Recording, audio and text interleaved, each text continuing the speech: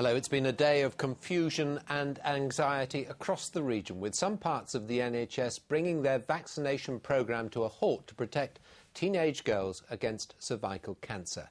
It follows the death of a schoolgirl from Coventry soon after she was given the jab, though today it emerged the vaccine was unlikely to be the cause.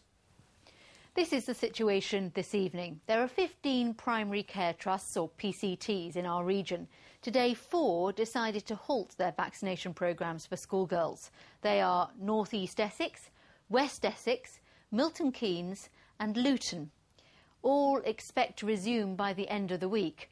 Remember, the vaccine is to tackle human papillomavirus, which can lead to cancer of the cervix. So far, more than 81% of 12 to 13-year-olds in the East have taken the vaccine. Among 17 to 18-year-olds, it's almost 60%. In this region, cervical cancer kills 74 women every year.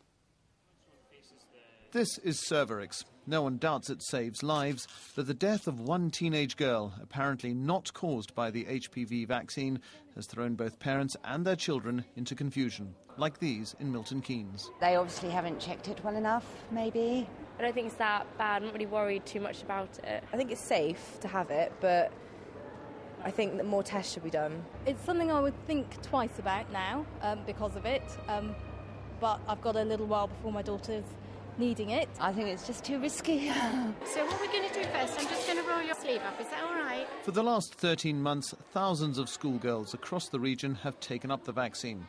But parents of those under 16 must sign a consent form, and that is half the problem. This PCT has suspended its vaccination programme until Friday because worried parents have changed their minds. We had written to parents to invite them to give consent for the child to have this vaccination, and we felt that there were a lot of conflicting messages out there and a lot of anxious parents and young girls themselves, and we wanted to give them that reassurance. The other problem is the vaccine itself. The consignment used in Coventry, where the schoolgirl died, has been withdrawn as a precaution. It's meant some trusts will be without an HPV vaccine until the end of the week. We've basically bought ourselves a bit of time that actually perhaps we didn't need. We wanted to be more cautious than we perhaps needed to be, but we're basically going to get this vaccination programme on track, back to normal straight away pretty much. The experts point out that the jab has been used safely since the programme began. To put it in context, the risk of an extreme reaction to the vaccine is 1 in a million.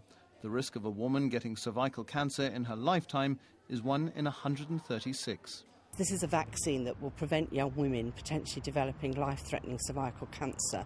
It would be really, really foolish not to have that vaccine, although I understand people's concern. And despite that concern, primary care trusts expect to be back up to speed with the HPV vaccination programme next week. As one health official told me, no medicine is absolutely without risk. Alex Dunlop, BBC Look East. And if you have worries about the HPV vaccine, you should speak to your GP, or you can call NHS Direct on 0845 46 47. The discount store chain QD revealed today that more than 1,300 job hunters have applied for just 25 vacancies at its new shop in Lowestoft.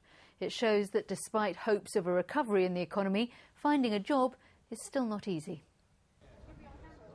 Queuing for a job, it's becoming the defining image of this recession as too many job seekers chase too few vacancies. The discount group QD has been behind several queues with a string of new store openings across the region. And the scramble for jobs continues in Lowestoft. These are just some of the 1,300 application forms that have gone out for 25 jobs at a second QD store in the town. It's opening in the former Woolies. Currently, obviously, we've got a high unemployment rate, and we've obviously got a lot of individuals that are looking for positions. QD stores are expanding rapidly, and it just provides a lot of job opportunities for those in this area. Hello there, have you got any application forms left? Among the applicants, Claire Strachan. Is it possible I can have 2? Because I've actually got my mum that wants a job as well. Yes, certainly. I've actually been unemployed now 6 years in total. And when I heard that QD were looking to expand in the town, I just thought it was a fantastic opportunity. Discount stores are among the few winners in the retail world at present. Today, Black's Leisure announced 89 store closures nationwide. It will mean 50 job losses at its head office in Northampton. There are closures. Often those closures are linked to the product range as much as the economy, but there are equally some real opportunities too. And, you know, Morrison's, Asda, Tesco and many others are actually taking employees on. So it's not all doom and gloom, but it is a mixed picture, but we think it's an improving picture. The approach of Christmas will boost recruitment and perhaps produce a little cheer. Richard Bond, BBC Look East, Lowestoft. Well, still to come tonight, Britain's new Entrepreneur of the Year and some of her biggest fans. Just when you thought fox hunting was consigned to the history books, the Tories insist they will bring it back. And that's a bit rich. A party for millionaires only. That's after more news where you live.